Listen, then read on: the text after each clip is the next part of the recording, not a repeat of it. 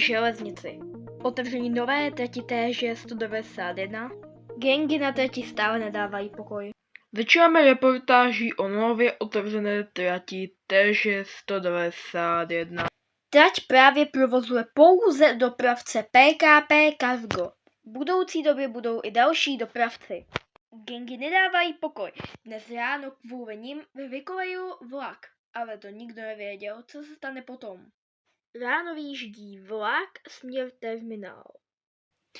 Převážel z nedalekých oceláren důležitý náklad.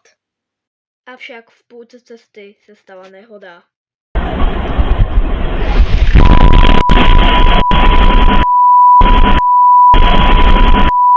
Jen několik vteřin po nehodě je velké ticho. Po chvilce se začínají ozývat sirény.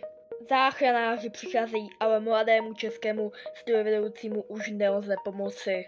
Policisté zjistí, že autobus byl narafičen, že to bylo jenom kvůli podvodu, který se nevydařil a ještě k tomu stál život mladého strojvedoucího. Pro televizi EN David Dvořák.